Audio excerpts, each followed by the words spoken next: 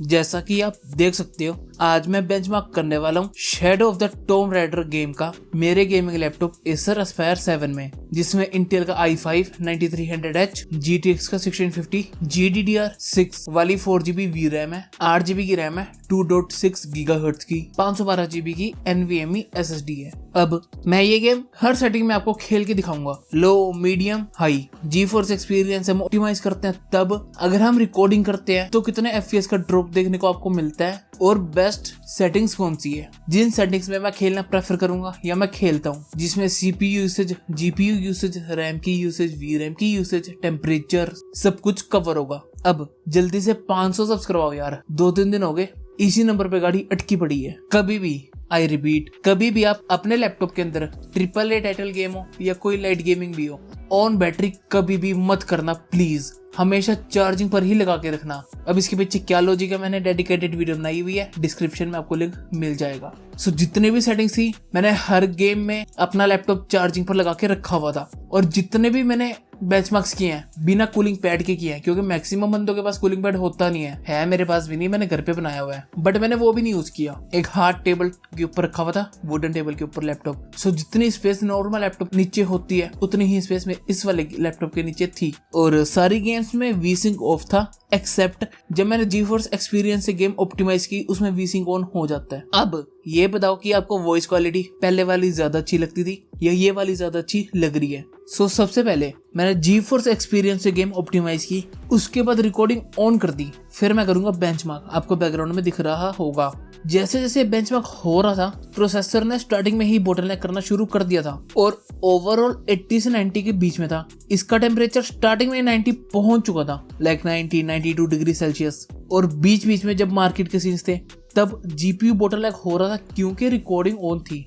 इसके बारे में आगे बात करूंगा। बात GPU की करें तो 87 तक का ड्रॉप हुआ है GPU का, जो कि गेमिंग में हमेशा GPU 100% पर रहना चाहिए अगर वो अपनी एफिशिएंसी पूरी कवर करना चाहता है तो, और ओवरऑल 90 से अबव ही था, बट जब वही मार्केट वाले सीन्स आते हैं तब GPU बोटलनेक हो रहा था प्रोसेसर की वजह से, और बीच बीच में आपको 2-3 बार फ्रेम ड्रॉप्स भी जरूर देखने को मिले होंगे। इसका टेम्परेचर 80 टच हुआ था, जो कि प्रोसेसर के साथ से काफी ज्यादा अच्छा है, लेकिन ओवरऑल 80 भी काफी ज्यादा माना जाता है। अच्छा, इसमें एवरेज FPS आए थे 50, यानी आप गेमिंग कर सकते हो, लेकिन स्टटरिंग या फिर मैं यूं कहूं कि स्टेबल 60 FPS तो डेफिनेटली नहीं मिलने वाले। और इसमें रैम यूसेज 7.5 GB के आसपास थी। कुछ सीन्स थे जिसमें रैम कम पड़ रही थी, बट यूं नहीं है कि आप 8 GB के अंदर ये वाली गेम खेल ही नहीं सकते। आगे जाके 6.8 GB कंज्यूम कर रहा था, सो इनफ है रैम की वजह से आपको कोई दिक्कत नहीं आएगी। और जैसे इस लैपटॉप में 4 GB VRAM है तो 3.5 कुछ GB के अराउंड यूजेबल थी उस टाइम पर। ये तो था एक बेंचमार्क। मैंने सेम सेटिंग्स में रिकॉर्डिंग ऑफ करके बेंचमार्क किया, उसमें क्या देखने को मिला, CPU 80 के पास था। जब मूवमेंट्स बढ़ी या मार्केट वगैरह की प्लेस आई तब 94 भी टच किया था इसने। बाकी जब नॉर्मल मूवमेंट्स नहीं थी, इतने ज्यादा कैलकुलेशंस नहीं थे, मेन काम ग्राफिक कार्ड का ही था, तो CPU की यूसेज 50% तक भी ड्रॉप हुआ था, जो कि अच्छी बात है। बिना रिकॉर्डिंग के CPU मतलब प्रोसेसर GPU को बिल्कुल भी बोटलनेक नहीं कर रहा था, और 80 कुछ के अराउंड इसका एवरेज था प्रोसेसर यूसेज का। और अगर मैं टेम्परेचर्स की बात करूं तो स्टार्टिंग में 80 था, बट बाद में हुआ था 90 कुछ, लेकिन जब रिकॉर्डिंग कर रहा था मैं तब CPU का टेम्परेचर 90 स्टार्टिंग में ही पहुंच गया था। रैम यूसेज, VRAM यूसेज बिल्कुल सेम थी। एवरेज FPS आया इसका 53, वीसिंक ऑन था, ऑप्टिमाइज बाय GeForce एक्सपीरियंस। अब डिफरेंस क्या है रिकॉर्डिंग करते हुए और बिना रिकॉर्डिंग के? 3 FPS का डिफरेंस आया, जो कि एवरेज में है। सो 6% का ड्रॉप देखने को मिलता है अगर आप रिकॉर्डिंग करते हो। सिंपल सा लॉजिक है, और प्रोसेसर पर ही लोड पड़ता है, क्योंकि रिकॉर्डिंग करते हुए कुछ विजुअलाइजेशन नहीं हो रही, वो खाली रिकॉर्ड कर रहा है, CPU पर जोर पड़ता है, तो CPU की यूसेज काफी ज्यादा हाई रहती है। मैंने रिकॉर्डिंग भी NVIDIA के GeForce एक्सपीरियंस से ही की थी, ठीक है जी। रैम में कोई डिफरेंस नहीं था, VRAM में भी कोई डिफरेंस नहीं था, डिफरेंस था सिर्फ और सिर्फ CPU के यूसेज के ऊपर। अब आते हैं प्रीसेट्स के ऊपर, कि जब मैंने बेंचमार्क किया प्रीसेट्स में, लो सेटिंग्स में, आपको बैकग्राउंड में दिख रहा होगा रिकॉर्डिंग ऑन थी, एवरेज FPS आया 70 के अराउंड। CPU और GPU की यूसेज स्टार्टिंग में 80 कुछ थी दोनों की, बट आगे कभी GPU की यूसेज 60 थी तो कभी CPU की, समझ रहे हो?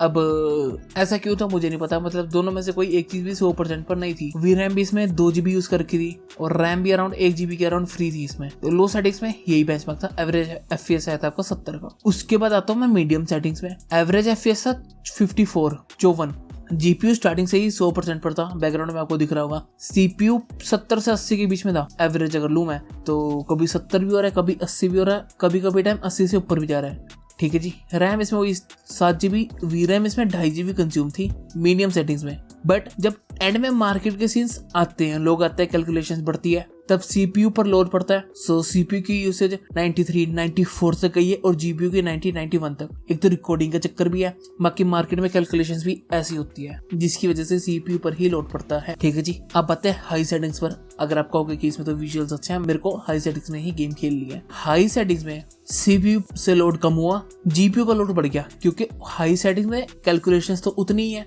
बट जो विजुअलाइजेशन है वो काफी ज्यादा बढ़ जाती है, जिसकी वजह से जीपीयू पर और भी ज्यादा लोड पड़ा। सो सीपीयू की यूसेज 60 से 80 के बीच में थी, काफी कम थी मतलब पिछली सेटिंग्स की कंपेयर में। रैम की यूसेज 7.4 GB बढ़ गई थी, वी रैम की यूसेज 3.5 GB ये भी बढ़ गई थी। ठीक है जी। बट जैसे ही मार्केट प्लेस आती है, मार्केट प्लेस में लोग हैं, मार्केट्स हैं, ठीक है, काफी ज्यादा ऑब्जेक्ट्स हैं, अलग अलग कलर के, अलग अलग टाइप के। सो सीपीयू की यूसेज 90-95 तक भी पहुंच गई थी मार्केट प्लेस के अंदर। ठीक है जी। और इसका एवरेज FPS आया था 42। मतलब अगर आप 40 FPS 30 FPS में गेमिंग कर सकते हो, अगर आप कंफर्टेबल हो, सो इसकी हाईएस्ट पॉसिबल सेटिंग्स में भी आप ये वाली गेम खेल सकते हो, जो कि AAA टाइटल है, अच्छी खासी, shadow of the Tomb Raider. अब मैंने तीनों सेटिंग्स बता दी, जीफोर्स एक्सपीरियंस ऑप्टिमाइज करके बता दी, रिकॉर्डिंग के साथ, बिना रिकॉर्डिंग के साथ डिफरेंस भी बता दिया। अब बेस्ट सेटिंग्स क्या है इस गेम को इस लैपटॉप के अंदर खेलने की। बेस्ट सेटिंग्स में जाने से पहले मैं ये बता दूं कि ऑब्वियसली ये स्टोरी लाइन वाली गेम है, कोई FPS गेम नहीं है। सो इसके ग्राफिक्स टेक्सचर्स भी काफी ज्यादा बढ़िया हैं, जो कि देखने में भी काफी ज्यादा अच्छे लगते हैं। सो इसमें ज्यादा FPS मैटर करे ना करे, आपके ऊपर है कि आपको ज्यादा FPS चाहिए या फिर ज्यादा विजुअलाइजेशन चाहिए। आपको एंजॉय करनी है गेम, एक एक पार्ट आपको क्लियरिटी दिखनी चाहिए। वैसा चाहिए तो सीपीयू और जीपीयू की यूसेज काफी ज्यादा हाई रहती है और आपका लैपटॉप लिटरली भट्टी बना हुआ होता है। मैंने टच करके देखा है भाई साहब, 93, 94 डिग्री सेल्सियस कांस्टेंट रहेगा अगर आप कूलिंग पैड यूज नहीं करते तो। और FPS भी आपको 60 तो डेफिनेटली नहीं मिलने वाले, 40 के आसपास एवरेज आया। सो 30, 40, 45 ऐसे रहेंगे FPS। स्टटरिंग वगैरह आपको दिखेगी, बट वीसिंग ऑन कर लोगे शायद कम हो जाए। बट अगर आप पहले से कोई 60 FPS वाली गेम खेलते हो, उसके बाद 30 FPS पर शिफ्ट करते हो, तो आपको दिक्कत आएगी डेफिनेटली। मेरे को तो आई थी। सो ये आपके ऊपर है। और अगर आप हाईएस्ट पॉसिबल सेटिंग्स में गेम खेलने वाले हो, तो बिना कूलिंग पैड के खेलने की सोचना भी मत। अच्छे कूलिंग पैड का डिस्क्रिप्शन में मैं लिंक दे दूंगा, आप जाके चेकआउट कर सकते हो। अब आते हैं बेस्ट सेटिंग्स पर। बेस्ट सेटिंग्स भी मैंने 3 लिया है। अब आपको अगर बेस्ट तो बेस्ट होती है, इसमें 1, 2, 3 क्या है, तो अलग अलग बंदे की अलग अलग रिक्वायरमेंट्स होती है ना। एक सेटिंग है कि आपको जीपीयू और सीपीयू पर बिल्कुल भी लोड ना पड़े, बस आपको स्टोरी लाइन समझ में आनी चाहिए, आपको गेम कंप्लीट करनी है, बट आपका लैपटॉप ज्यादा गर्म भी ना हो और ज्यादा लोड भी ना पड़े। दूसरी बात, आप कहते हो मैं तो अपने पूरे जीपीयू का तेल निकाल लूंगा, मैंने पैसे दिए, मुझे पूरे वसूल करने हैं, तो मैं तो हाईएस्ट पॉसिबल सेटिंग्स में खेलना चाहता हूँ, जो कि अच्छी हो, जो परफॉर्मेंस भी दे और जीपीयू को 100% पर रन भी करे। तीसरी सेटिंग्स है जो मैं प्रेफर करता हूँ, दोनों का बीच का रास्ता। सो सबसे पहले आता है जो कि आपको FPS देगी, जीपीयू सीपीयू पर ज्यादा लोड भी नहीं होगा, चार्जर भी आपका ज्यादा गर्म नहीं होगा और लैपटॉप भी डेफिनेटली ज्यादा गर्म नहीं होगा। गर्म डेफिनेटली होगा, 80-85 तक रहेगा, बट 95 तक नहीं पहुंचेगा। सो इस सेटिंग्स को करने के लिए जीफोर्स एक्सपीरियंस से ऑप्टिमाइज करो। गेम के अंदर जाओ, जीफोर्स एक्सपीरियंस के अंदर ही, तो उसमें एक बार होता है सेटिंग्स का, उसको नंबर 1 पे कर दो, नंबर 2 पे होगा, नंबर 1 पे कर दो लोएस्ट, उसको कर दो अप्लाई। उसके बाद गेम खोलने से पहले जो टेक्सचर क्वालिटी होती है वो कर दो बिल्कुल लो। हाँ मुझे पता है कि मैं क्या कह रहा हूँ। डायरेक्ट X12 को कर दो नो, और शेडो होती है ऑफ से कर दो लो।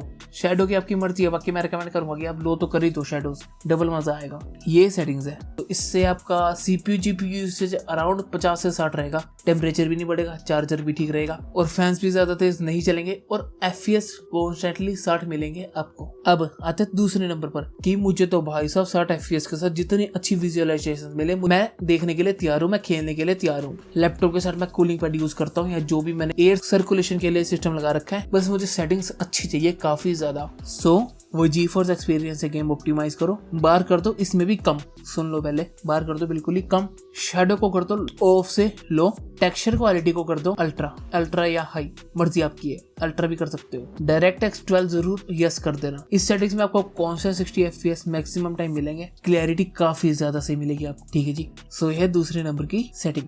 अब आती है मेरी फेवरेट क्या है, मेरी फेवरेट है डायरेक्ट X12 को कर दो यस, शेडोज को कर दो ऑफ से लो, टेक्सचर क्वालिटी को कर दो लो। मेरे लिए ये बेस्ट सेटिंग्स है। इसमें भाई साहब लैपटॉप ज्यादा गर्म भी नहीं हो रहा था और खेलने में भी अच्छी तरह मजा आ रहा था। ठीक है जी। सो इस वीडियो में मैं बता चुका हूँ कि low, medium, high GeForce experience optimize करते हो और रिकॉर्डिंग करते हो तो कितने कितने FPS मिलते हैं, कितना FPS का आपको ड्रॉप मिलता है, CPU GPU पर कितना लोड बढ़ता है। ठीक है जी। और बेस्ट सेटिंग्स क्या रहेंगी आपके लिए। ठीक है जी। So yeah that's it. Thanks for watching this video and I hope to see you in my next video. Bye. और सब्सक्राइब करो।